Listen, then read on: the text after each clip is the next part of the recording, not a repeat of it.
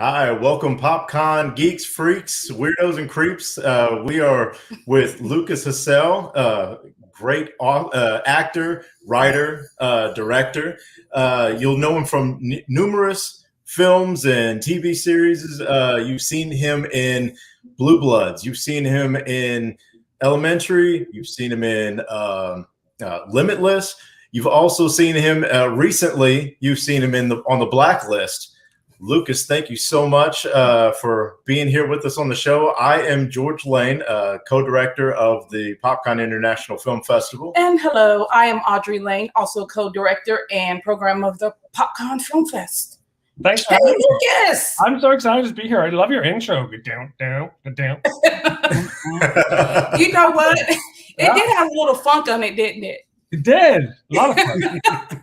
You know, I never really thought about it as being as cool until you said it. So, well, it is. You nailed it. I like it. It has a little groove to it. I mean, you can bop to it. Yeah, I did. I did.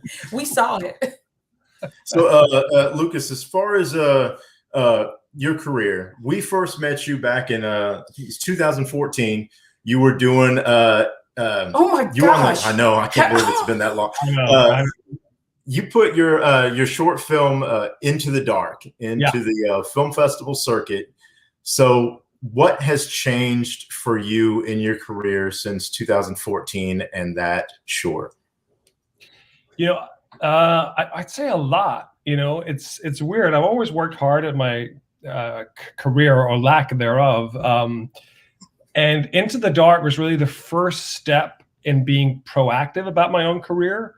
You know, as an actor, we're always like, oh, once you get that agent and that manager, you can just lean back and they'll submit you and you'll book stuff. And Into the Dark was that thing where I was like, you know what, I'm kind of sick of, as an actor, always walking into a room and handing my power away to somebody else, walking out of the room going, I hope I got that.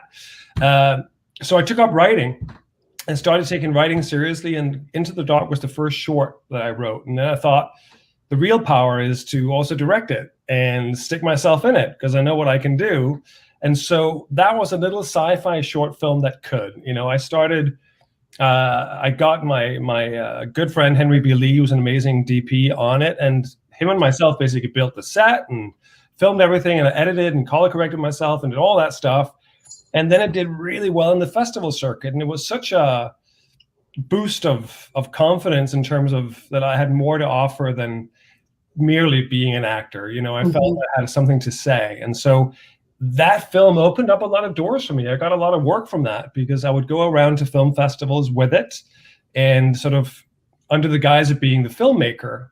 As it turns out, I'm also the actor, right? So sometimes when you go out and meet other filmmakers, if you're an actor, there's a certain defense mechanism that's up because they kind of know the actor wants a job from them. So it becomes a weird status game.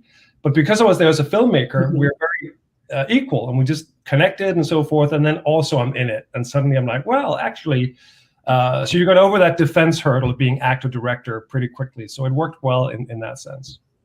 Which is amazing because, you know, just seeing that film the first time, I was so excited because I always say horror and sci-fi are my two loves. And when it's kind of a horror sci-fi, and then when you throw a little bit of realistic horror into that sci-fi, it was just like, oh my gosh. And I just remember writing you and just going, hey, you know, because you never know what a jury, how they're going to decide and what they want. But I wanted you to know so badly that I loved that sci-fi movie. I remember your message. I remember your message. It was incredibly kind.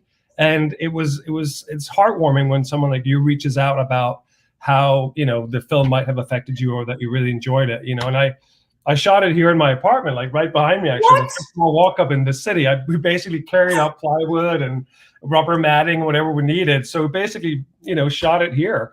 Wow. So I don't know how I've not known this in all this time. It actually says at the end, shot in Lukas Hassel's apartment. I missed that. It really does say that. Oh my God. Yeah, it does. Wow. But anyway, so, you know, so since then, I've just met a lot of people through the festival circuit, and I started getting, I mean, I had some connections, of course, before that. And, all the TV work doesn't really come from the independent film festivals. That's a whole separate thing. You really get that through, having a good agent and a good manager. Right. But the indie film work, where my love is, comes from being exposed to filmmakers and them seeing your work at festivals mainly, right? Because that's where indie film really thrives. And so, the TV work, you mentioned all these TV shows, and I'm shooting Blacklist right now. I'm really grateful for a sort of small recurring character. And I'll be on again, I think, in not this week, next week. My character comes back for a while. Ooh. Is that it's really fun to work on such a big professional set. And the pressure is intense, and it's all the good stuff, and everybody is super kind on set. But as an actor, you don't really have a lot of say, right? Because I'm not the lead in the show. I'm not even a series regular. And so, but even the series regulars, you kind of feel like you just got to stay out of the way. Hit your marks, hit your lines, do what you're set to do. And there's no real collaboration in that sense, right? You can't hold up production and go, I have an idea. What if whereas in indie filmmaking, I mean, my expectation for indie filmmaking is that it's a collaboration. And that's exactly what one of my questions was that I had. What are you more comfortable with now that you have done some of, the bigger things and the bigger productions and been part of something that is so different than indie? Where do you feel most comfortable? Do you feel more comfortable on a small set or a larger production? I think as an actor, you have to embrace both. I'm confident in my abilities as an actor. So you can put me in any situation and I'll be okay there. What I enjoy more is a different matter, right? Because as I said, like TV is great exposure, it's great money, and it's a very specific challenge because it is so intense. Your focus just has to be right on when they need you. You better be there. You better be ready and not F it up. Sorry. And not F it up. That's a whole different sort of discipline almost, where I got into acting because I enjoyed collaborating with other artists and sort of figure out what our view of this particular piece was. And so I love working with, a film I did with Jeremiah Kipp, a good friend of mine. I think he's an amazing visionary director. He did a film called Slapface. We worked together on many different projects, and it's just one of those things. That was a short first, right? That was the short first. It's a short first, and now it's just come out as a feature. It's going to come out this fall, but it was just screened at Cinequest in its world premiere. And it's just one of those things where he and I have a really collaborative spirit with one another. And so that's exciting. You can sit down and figure out your character and say, what about this? And there's just no room for that on network TV or anything like that. So it's a different. Yeah, because sometimes I think when you're acting out a scene and when you have that comfort with who you're working with, if it doesn't feel right, you might say, I'm doing this. I'm like you're saying, but I add this, add something to it or something different, or maybe you choke back a little. I feel like when you have that freedom, that sometimes that's where the magic happens. And from that borns another idea. And then it kind of becomes, like you said, you're collaborating and you're both at that spot where you're feeling where the other one's coming from. And, and I feel like if an actor can accept a direction, sometimes a director can accept, Right. Well, but it's you speak of directors and so forth. And of course, I've been fortunate to work with, a lot of incredible directors. I worked with Elias Plagianos, a big festival guy as well. Yeah. Deborah Markovich, and many of these wonderful people, Lisa Betcher. I did a film with her as well. And it's like, certain directors just understand what actors are looking for and what they might need. And when you get those experiences, it's such a gratifying job to do. Yeah. It's not always that way. Sometimes you get into situations where you're like, you're not really that excited about the material, but you feel like it might lead to something else, or you kind of do it as a favor, and then you're sort of like, when people then see, I see that film come out, I'm so excited to see it. And you're like, but inside you're kind of going, not that great, but something for something. Yeah. And that's part of, and that's what I think makes a good portfolio. I think if anyone ever did the most excellent thing every time, you would never Right. know how good they are. Well, then you wouldn't grow either, right? Because it's very, I found myself, I made The Son, the Father, another short after Into the Dark. That was my second thing, and it did really well as well. And then I was just like, then I sort of hit a mark where I was like, ooh, I'm not really sure I want to write another short, and I got stuck a little bit, and I realized the reason I was getting stuck was because I kept putting pressure on myself that the next film needs to be even better than the first two that I thought were pretty good. And they were. And they were so different. And they're so different, and it kind of kills your sort of artistic spirit, because you have to take risks, and sometimes it doesn't work out. But that's the only way you're going to grow, is by taking risks and taking chances with your material. And so as soon as I realized, the next project doesn't have to be perfect, then I was liberated and set free again in my writing and creativity. Oh yeah, because you said with 2014 being Into the Dark, being a very sci-fi film, and then 2017 was The Father and Son. And that's more of a thriller, slash kind of horror, but I'd say thriller. Sorry, I got that wrong throat. No, it's all good. Yeah, it happened to me yesterday, and it took me like Scotch. I wish it was. It's just herbal tea. So okay, we'll buy it. Whatever you say. A little shot of Jameson. My cough's interrupted you. Go ahead. No, not at all. But as far as that, what drives you to want to stay within this kind of that area, that genre, with the sci-fi horror thriller? What makes you want to stay there?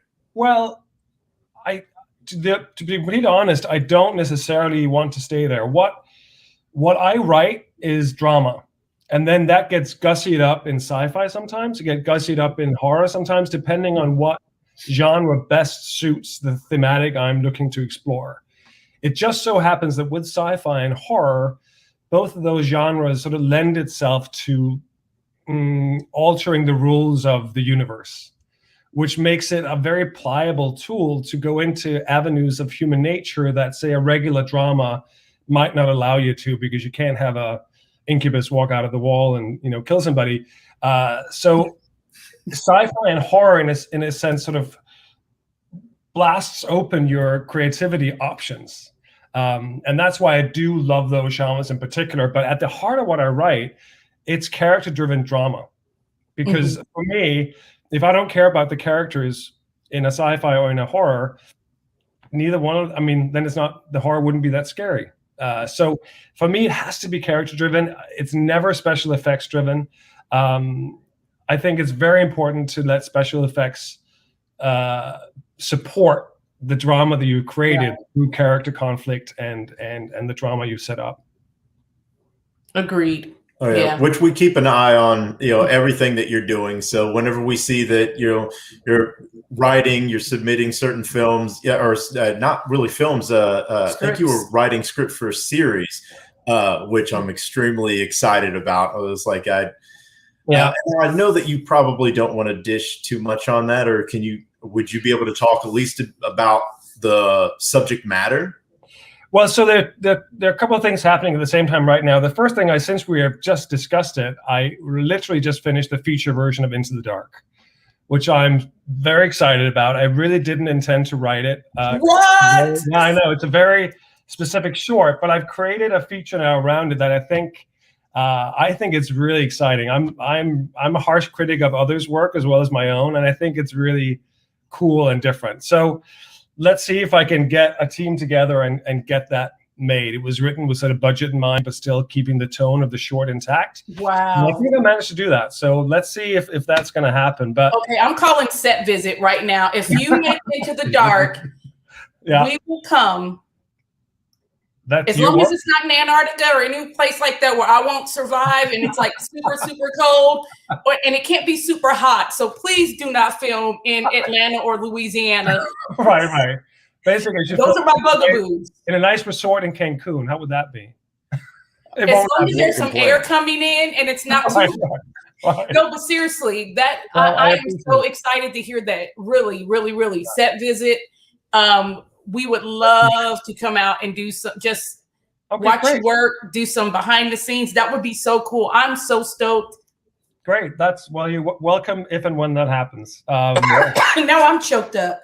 It was I have my pilot, Galapagos, which was based on a feature I wrote. As a writer these days, if you want to be taken seriously in LA in particular, you have to have a pilot as well.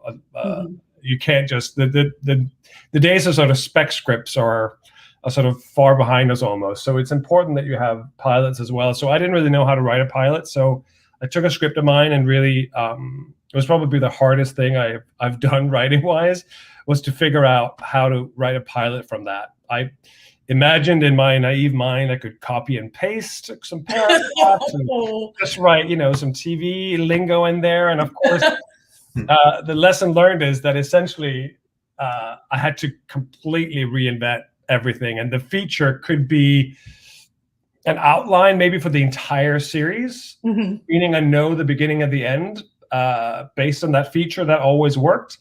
But then basically the episodes within that are just, you take a snippet of the feature and then you expand it into an hour. So you'd have to come up with brand new material, right, involving your characters. And so I hadn't really anticipated that. And then the nature of writing a pilot is just the hardest thing to write. I mean, when you start watching a new show on TV, well, yeah, the pilot is tough because you're introducing new characters. You have to figure out how many characters do I introduce in the first episode and in which way, and how do I introduce the main theme of the whole series, and what's the arc of the episode, what's the arc of the season, and how do I get hints into what's going to happen in the future season.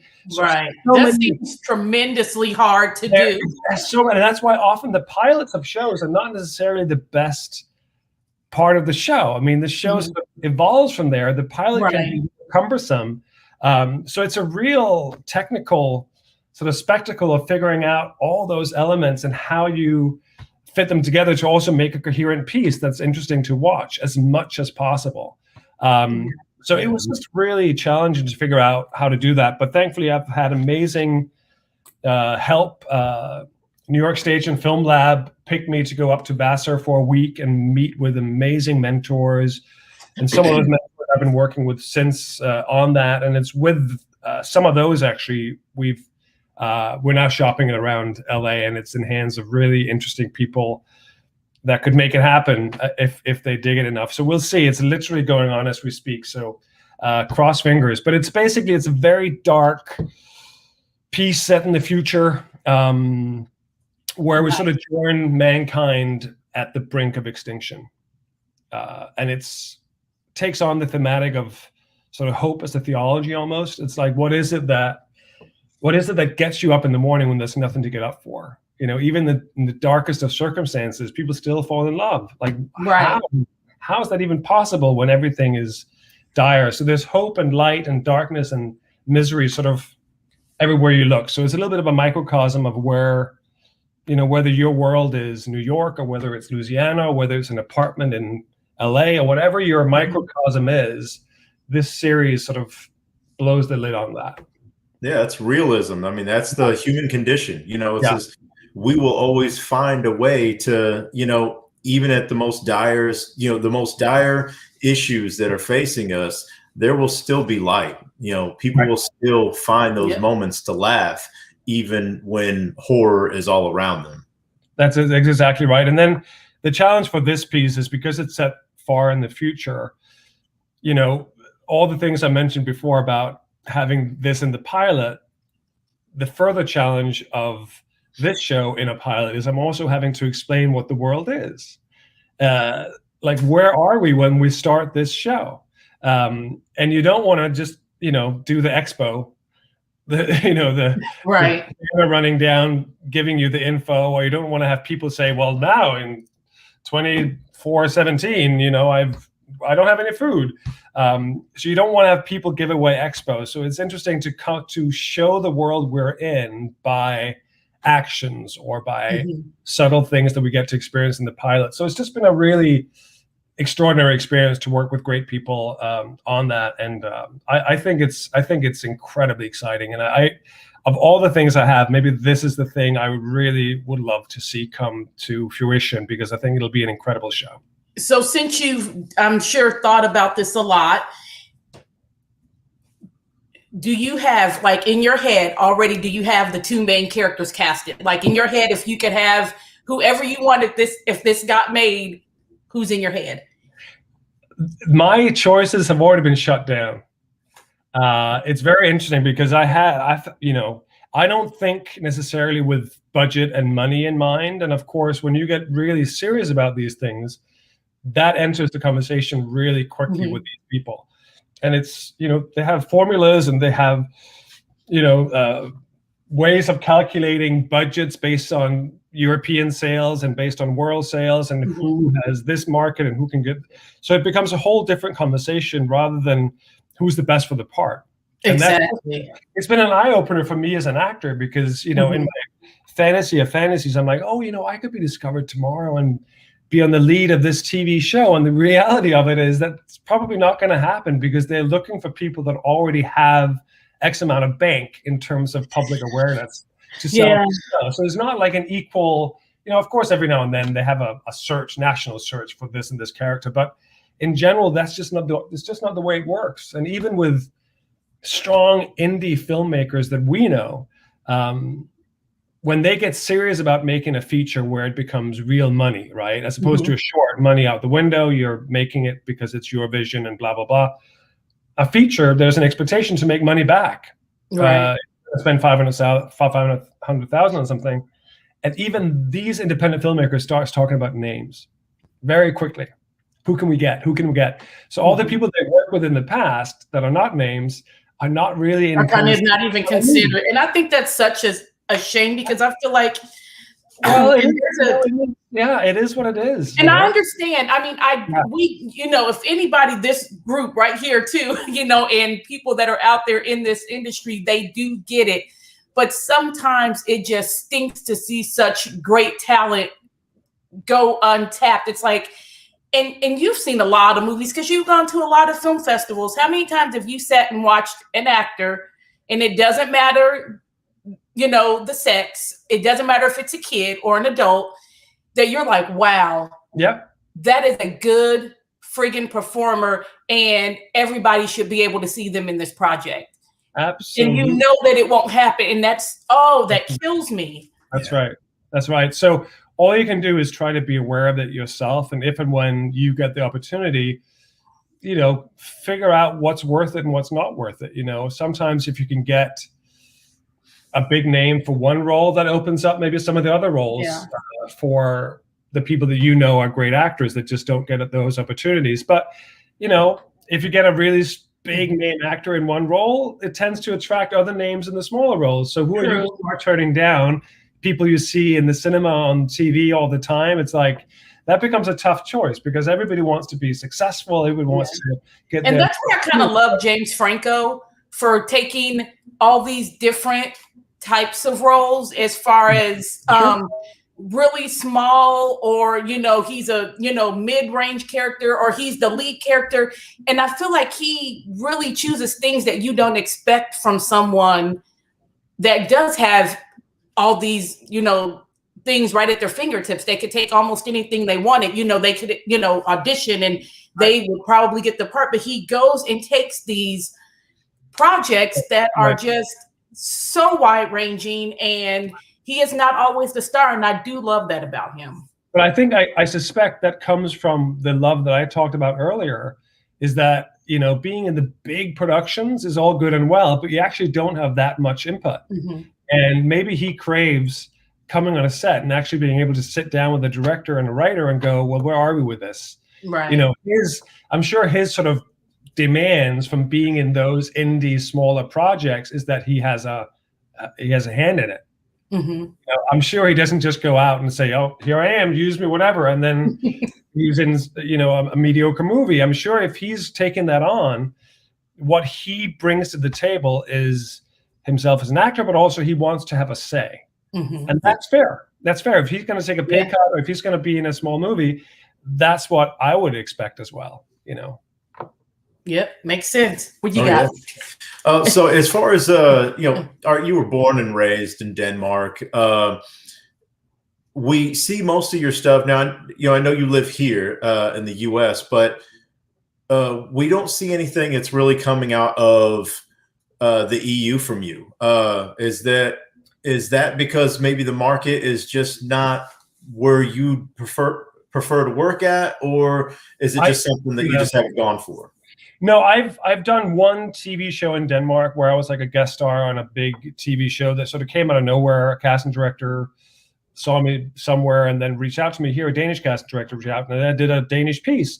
And I've always wanted to do stuff in Denmark because I speak Danish fluently, and there's so many good projects coming out of there. But the way it works over there is you have to be around, you have to be there, and they're not hugely fond of Danes that sort of leave their country, and so they're not necessarily eager to sort of go out and find the Dane that became something somewhere else, because they feel like, well, you left, right? And we have all these local actors that we want to work with. And so, it's basically lack of opportunity. It's not that I don't want to, it's just I don't really get seen for stuff in Europe. And because I left Denmark when I was 19, I never built up a network of young filmmakers that I met in film school or whatever, and they know of me, and now they're bigger. And so I just never had. So I actually don't know that many people in the film world in Denmark. And in Ireland, when I went to college in Trinity College in Ireland, it was pretty much theater. I think I did one film over there, Borstal Boy. Oh, okay. Wow. And so theater, I've had some offers and connections, and I'm just not that interested in theater anymore. So I don't go for that. So really, all my networking and connections have been created here in the U.S. Well, that's cool. But if you're watching from Europe, you can find me. Yes, you can. Exactly. And if anyone has a question, drop it in the chat for Lucas. Hi, William Walker. Hello. Yes, he said practical effects rules, and I was waiting on you to do that, because every time I go to try to touch this, don't touch it. That's why I didn't. Practical effects rule. I did a really fun horror film called The Black Room with Natasha Henstridge, written and directed by Rolf Konevsky, who's another one of these super prolific, wonderful directors, and out in LA. And pretty much the whole film was practical effects. It was so much fun to work with, and it's much easier as an actor to work with because it's right there on set. Right. You don't have to imagine what you're touching or seeing. And you're not speaking to a tennis ball, and you're not, walking around with dots on your face. It's actually practical things. So it gets messy when you're filming it, but it's so much more fun. Yeah.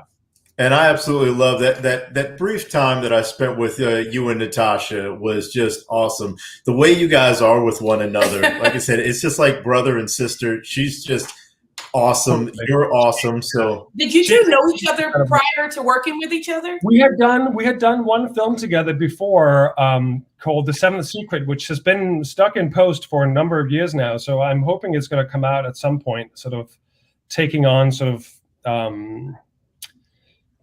I want to find the right for it. It's not exactly S&M, but it is sexually driven movie called The Seventh Secret. It's really sort of out there in a great way. And so Natasha and myself were cast in that movie as husband and wife that sort of own a club, an S&M club of sorts. I'm sure the director is going to kill me for this because it's not S&M. There is another word for it that's like different, but anyway, that's what I'm going for. Look, shall we throw some terms out? Maybe not. we really hit it off. Natasha and myself hit it off, and then she got offered this role and suggested me to the producers, who had no idea who I was because it was an LA production. And they took her word for it and offered me the part. And so she basically brought me on to The Black Room, and that solidified our friendship, and we've been close friends ever since. So yeah. That's awesome. And she's incredible. I mean, she's such a good actor. She's super experienced. She's done so much work. And just watching her on set about what she's willing to put up with and where her focus is, and then how natural she is. That's a talent in itself. I mean, a lot about being good on film is sort of not worrying too much about too many complicated things. It's about being natural, and that comes across. I mean, you can find different aspects of your character you want to explore, but at the end of the day, you got to sort of relax into it. And she was just, I believed every single thing she did. when I watched her work. Like there was never a moment when I was like, oh, she kind of missed that. It was just great. So that's awesome. That is a high compliment. Oh yeah. No, but I mean it, and she's stunningly beautiful. But yeah, so since we're very sweet, yeah, talking about movies and projects, give us one upcoming indie project and one upcoming maybe studio project, big that you're excited about. Well, because sometimes it's hard to distinguish between indie now. It hasn't meant what we always feel like it means. I mean, indie now is still considered upwards of a few $1 million, so, but one indie project and one studio that you're excited about. So because I have my fingers in different pots, it's sort of, it's hard to pick different things, but I would say, sort of in a bigger way, I have a script that was a top 30 at Nichols, whatever, and got optioned, and we've been working very hard for years to get funding for that. That now seems to be attracting the names that we were talking about before, and if and when that actually gets moving, that'll be a really big breakthrough for me as a writer, and just in terms of getting my work out there. It'll be seen in a big way. It'll be like a it'll be on all the streaming channels and so forth. It'll be a big deal. So for me, that's a big thing. It's called The Mechanic, and it's probably the best thing I've written, apart from the that I talked about before. And then I'm doing, as I said, I have a small recurring role on The Blacklist right now, which is great. Just super fortunate to be working in these very weird times. And the set is just so professional, and everybody is super kind, and it's just fun to be involved in such a big thing. But I have a few indie projects coming up. I have a feature that I've been working on out in LA. We've been shooting it in sort of segments called Devil's Fortune. Rubidium Wu is the writer-director on that. And we've had to sort of stop and start because LA has been opening up, and then it closed back down, and then it opened back up. And each time you got to get the COVID testing out. And so that's pretty complicated. But and then I'm working with various people on some shorts that I think are really exciting. Some here in New York, some elsewhere, one in Texas, again, another one with Lisa Belcher potentially. And so there's just different scripts going around out there. I was meant to direct my first feature last spring, the horror I wrote called Silhouette, with a production company. Oh, yeah, I remember that one. Yeah, called Emergence Pictures. And now that's been put on hold, unfortunately. So I'm hoping it's still going to happen at some point. But I guess it depends if the investors still feel they have money to spend. Well, hopefully, especially after all this chaos, they should be able to end up saving a little bit to splurge and make some magic happen. Right, make some magic happen. Listen, it's tough. At the end of the day, one of the reasons I wrote Into the Dark, the feature, was because if none of these projects come to pass, right?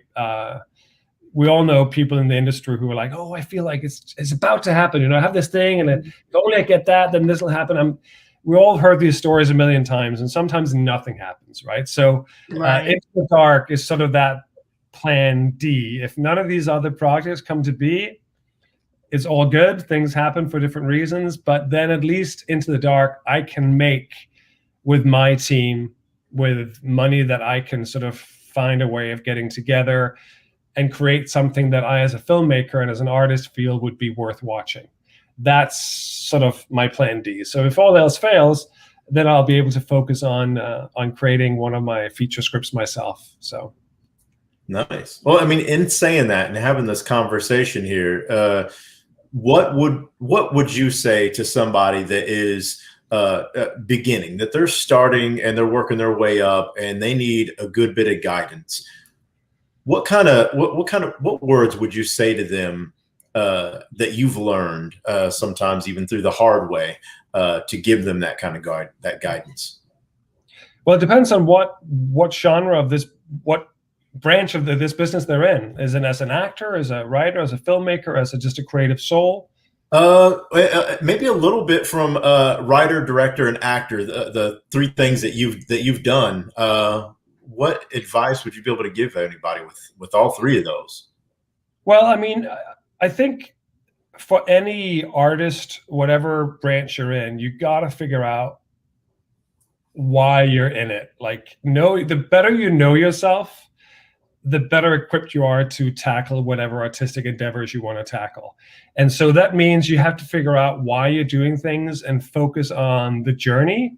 I think being in the US is driven on capitalism, right? It's driven on getting that car, getting that house, being that success in the public eye and so forth. And I think in this business, that is sort of your enemy to think that way. You really, you have to resist the tendency of sort of looking at yourself from the outside in and look from the inside out. You have to figure out what it is that drives you, what it is that gives you pleasure, and then whatever else riches and benefits come out of it, that's great. But you got to focus on your own journey throughout it. So if you take pleasure in writing, or if you think you have something to say, figure out how to become a better writer. Start writing something. And trust me, the first stuff you write is going to be woeful.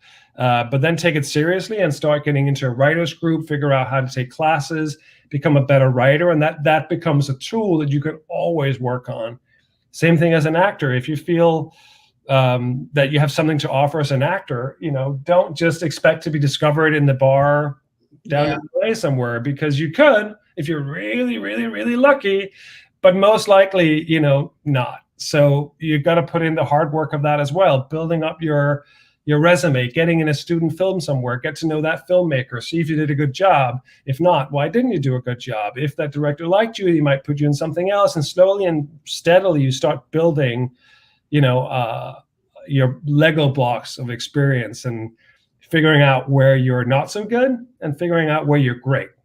And then you can decide, well, do I want to be good at everything, or should I just hone in on some of these things that I tend to be cast as a lot anyway, and sort of really enjoy that part? What do I enjoy doing? Do I want to be the actor that can do everything, or do I want to be the actor that sort of gets cast as this type a lot, and then embrace that, right? So you have to just get to know yourself. I mean, I feel like that's the biggest thing of, like, don't be afraid to look inward and figure out what drives you and what you don't enjoy. It's fun. And that can be applied to so many areas of your life too. So, Exactly. And life is so short. I sometimes work with actors and I can see they're terrified. Like, I can see their hands are shaking, they're trembling as they're nervous about something. I'm like, wow, why did you put yourself in this situation? If you're not enjoying it, then do something else. Then figure out what it is that drives you, what it is. It's very tempting to go for, like, the gold, but it could be fool's gold if you really don't enjoy it. Then, I see it sometimes around me with people. You can tell they've been told when they were 16 that they were really beautiful, or you're such a handsome, you should be an actor. And then they start listening to that, right? So then they leave out the hard work part. Right, and they have these beautiful people that have this notion of, I should be an actor because everybody tells me I should be an actor. They have no abilities. It's not in their nature, right? So then it just takes them 8 years of misery before they sort of go, well, no, it wasn't for me. I'm going to do real estate or whatever. So the quicker you can figure out what it is that makes you tick, I think the better off you are. And that means having the guts to flash inwards. Absolutely. Great advice. Very well put. It's a long-winded advice. I'm sorry for anyone. These things right here, that's very important. It's one of the reasons why I wanted to ask you that question, just because of your experience, from all aspects, being in indie film, writer, director, actor, you've seen so many facets of this industry, and not just to the indie part, but also the studio area from, working with, some of these series. And I think that that's very important. And, you have an insight that others, they could really use. So no, that's long-winded or not, no, that they need that, and that's very important information. I just say it was a very thorough George answer. Shut up. Oh, good. I like it. That was good. No, listen, But you know what? I go in depth. But you know what? I always say, don't ask a question that you don't want a real and full answer to, because you can't just say part of it and not say the other. So no, that was it was great advice. It wasn't long-winded, and I was teasing because George does, and I'm nodding. George. Oh, yeah. Yes. Listen, it's a valid thing. I think we've all been at various Q&As where, I've been up on stage with like 4 other filmmakers, and you get, one question each with a microphone, and there's always one dumbass who has no sense of when to stop talking about their freaking movie and when they were born and when they did this, and there are 4 other people sitting there, and everybody has lost interest 3 minutes ago, but they have no awareness of that. So that's where that's coming from. I'm always very aware of like not being that guy on stage with a mic. You are not that guy. Oh my gosh. I've been at our own film festival in the chairs, like, please stop, pass the mic. I was like, if there could be like little shot collars, it's like, your time is up. Your time is up. Exactly. But that's why I sometimes also blame the moderator, because you need moderators who can go in and say, "Oh, great. Anyway, let's move on." You got to be harsh, man. So yeah. Oh, well, we're going to test that same theory. We're going to test that exact thing in rapid fire. So you just wait, buddy. Oh no! I'm so excited. Is there anything else that you really want before we jump into that? You know what? Before we do, for people that are watching, we will have our. You know what? I think we might just do it now. So, Lucas, right before we decide to rapid fire you, we are going to make a early selection, official selection, early announcement. Whoa, boy. Okay. And that is a really awesome animated pilot called, you can do it. Oh, it's Daddy Delphia. Daddy Delphia. Delphia. We say it, you know what? We say it differently. I say it like South, you say it like Northeast. I do. So we are going to pop in a quick little clip from our filmmaker. Lucas, we will be right back with you. Hang on, everyone, and watch this from filmmaker Harold Eric.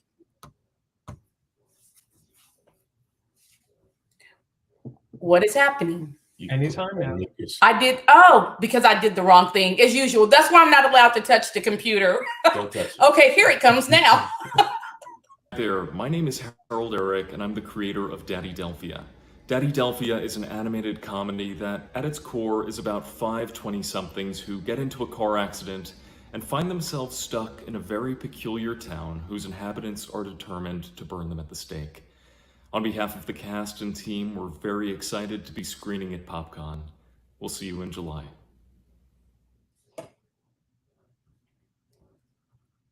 Awesome. I know. Don't tell me not to touch it, even though I really did mess it up. There we go. We're back. Again, this is why I'm not allowed to touch the computer. We weren't going to see a clip of the movie? What was that? No, it wasn't going to be a clip of it. Okay. We just want to end up announcing it because each week we're wanting to make sure we put out another announcement for another official selection for the PopCon Film Festival. So, now that you mention it, that was really stupid because we had a trailer. We should have. You know what? We should have. I was thinking now. I feel like you want to join the show. We can collaborate on. I'm ready to go, and they're like, "Where is it?" It's like, where is this? I'm sorry, we got you all excited. We got everybody anticipating. It's like, yeah, what a letdown.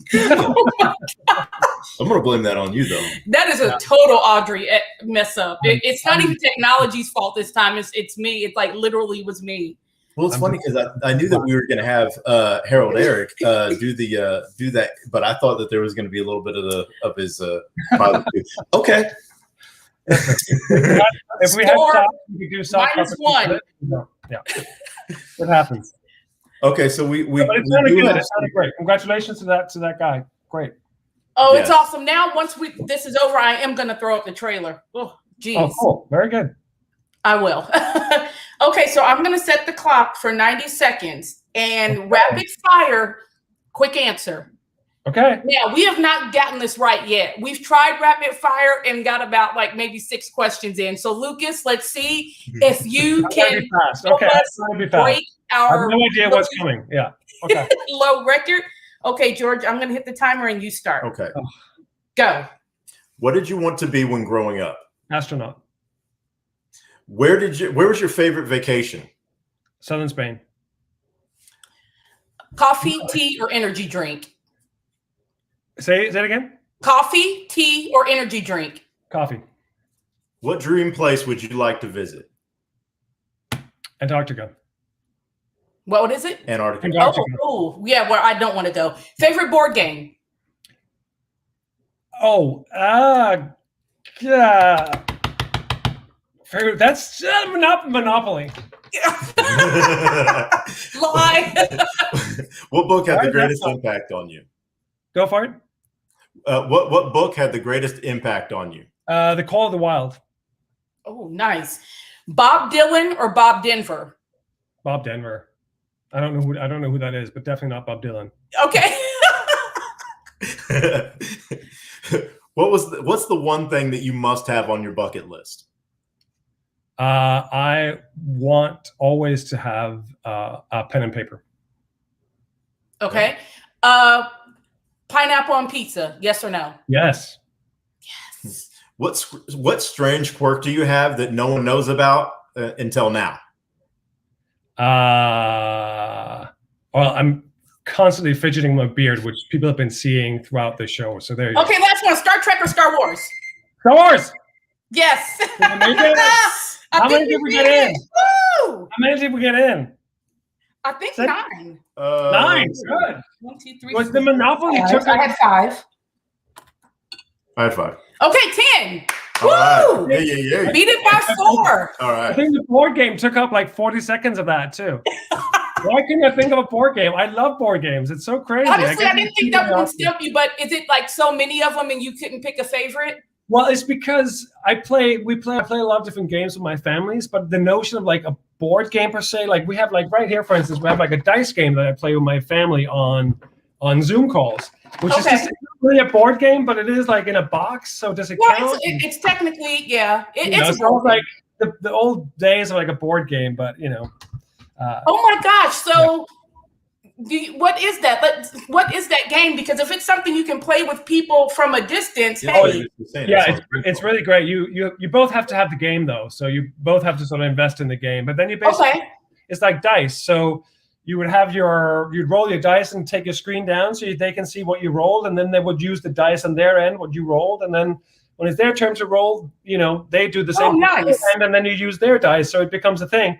And you both have the board that you can sort of check off, and so it's like fun. They have different versions. This is the dumb person's version. That's pretty clever.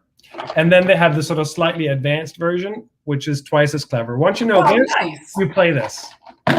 Anyway, I got no plugs from these people in Germany. I think it's a German company. Who knows? But there's a German card game that we used to play all the time that my grandmother had gotten called Mills Born. Do you know that game? That card game? I don't. No. Yeah, it's we've been playing it since the 80s, and about I want to say about maybe 8-9 years ago, my sister bought one for me. We have yet to play it. Oh, well, it sits in the closet with all the other games. Right. We play apples to apples. We play charades. We have all these. Oh, nice. Yeah, we have all these games, and we host a New Year's party here every year, and there's always games after midnight. It's sort of mandatory, whether people love it or not. And usually people are like, "Oh, we have to play games," and then once they're in it, they love it. Well, that's amazing because that must sober people back up. Because we always have a thing with our friends. We have to start playing the games before we've had, too much dinner, where you get sleepy or too many cocktails. Right. And well, it's too hard. You bring out the cognac and coffee after midnight, after you've toasted with champagne New Year's Eve, and then people get cognac and coffee, and they get enough energy to just get through a couple of hours of gaming. Yeah, I've seen a couple of your New Year's spreads, and it looks like you guys eat very well. And I've seen some good food in those pits. Yeah. And it's in the summer we go up on the terrace and have some outdoor meals up there as well. So we love to socialize, love to have friends over, and it's great in New York. You have a lot of artistic company, and so it's always inspiring to be around other sort of different-minded people, right? That's one of the reasons I love living in New York, as opposed to, say, Denmark. You know, I love Denmark. People tend to think the same way in Denmark, act the same way in Denmark, and have similar opinions and not want to stand out. Where in New York, and maybe where you live as well, it's anything goes, and I think that's fantastic. That's what keeps the friendships interesting, and because if we were friends with everyone that were just like, I mean, honestly, I could not stand three of me. I don't. I don't know. That would be just too much. Just too much opinion. Too much. Right. Honestly, sometimes too much Beverly Goldberg-ish type love, but then also too much aggression. Also too much. Yeah, I don't know. There's just too much of me to be bottled in. I could not imagine the chaos that would put on the world to have three of me breathing at one time. I'm sure George would agree. That'd be kind of great, actually. I would love that. Believe me, I've thought about that more than just a few times. But since we're talking about friends and having is 20 questions, 5 minutes, and one naked guy in the closet gonna see a comeback? Because we haven't seen one. We saw episode 64 back in July. That's right. Yeah, that's right. Wait, has it been that long? Yes, it has. It wasn't really there wasn't like an official ending to me. I sort of had in mind maybe episode 100 I was going to round it up, and it just sort of there came a time during this whole COVID thing when this notion of making films on Zoom with your friends around the country and all that stuff it just hit the other side, where people are sick of watching short films shot on Zoom with your friends, and I didn't want to tire people out with what was a cute little joke, really, to have fun with some friends and ask some silly questions, and so I just felt like, let's not overstay the welcome, and who knows if this goes on for another 4 years, I may get back in the closet. Let's hope not. Well, maybe a different incantation, because I thought it was so fun and so clever, and you had so many different people on there. There were some people like, I recognize that person, and then just like some people, and then I didn't know anything about them or what they did. And you're like, now I see them on here, and then you go start looking people up. And you're like, okay, I'm going to follow them. I like what they're doing, and especially when it's somebody that just exactly. It was kind of the whole point that I didn't want them all to be actors or directors. I wanted it to be like a wide range of types and characters and ages and whatever, and see what people came up with. But that's why it was fun. Yeah. Thank you. I appreciate it. I have I have a YouTube channel now, actually, that has about 25,000 followers, I think, based on reaction videos that I I've seen those too. They're so silly. They're very sweet, but it's because I started watching some reaction videos myself. I started enjoying watching other people react to the Red Wedding at Game of Thrones, and people were shocked or whatever it was, and I thought it was hilarious to watch people's reactions, as long as they're real. And then I thought, well, maybe I should do some of that myself. And I have a lot of opinions about many things, and so it's a good outlet for me to have opinions about other people's work. And it's been really fun to do these reaction videos. So they're out there on YouTube as well. I have a good bunch of those at this point, basically watching somebody's music and reacting to it. So before we pop out of here, I know we've talked a lot about your projects, but before we go, tell everyone where they can find you and what you are working on right now. So they can find me on Instagram, Lukas Hassel. My name is there. Yes. Yeah. There it is. See that? And we will drop links also. Right, exactly. And I'm on Twitter, and you can find me on Facebook. I have a page there as well. And so basically, tomorrow morning I have an early call for the Blacklist. So that's what I'm doing, like, right now, since you asked. Yes.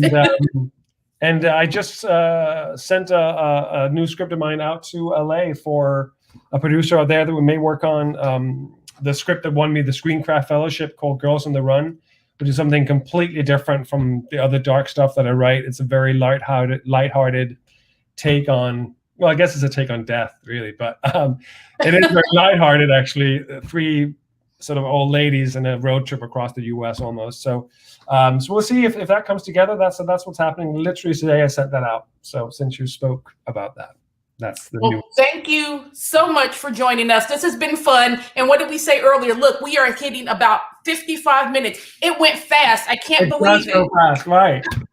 I had a blast. Thank you for asking me on, and I love what you guys do. I'm a huge fan of both of you. Ever since I met you, you know, when you see quality people out there, you want to stay in touch and stay close. So I'm happy we've managed to. And I'm so glad that we have, because I am so bad at keeping in touch with people. But I feel like we've been pretty consistent over the years. You know, definitely.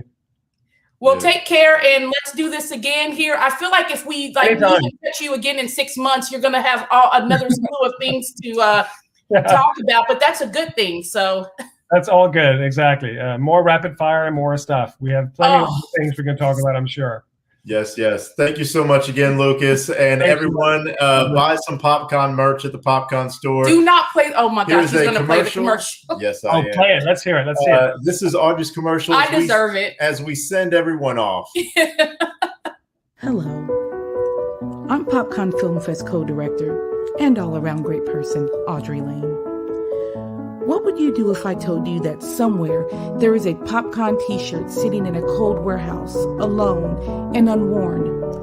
What would you do if I told you that as many as 4 in 10 hats never find a head to call their very own? Now, what would you do if I told you that for the cost of any regular t-shirt or hat or pop socket or glassware, that you could help these wonderful items of convention merchandise find a new home? That's right. In this moment, you and you alone have the power to change the life of a lonely PopCon t-shirt or hat. By going to popcon.us today and shopping at its wonderful store, you can help these items finally find true love and care in the arms of a terrific PopCon fan. So go to popcon.us today and help the plight of convention merchandise everywhere. Thank you.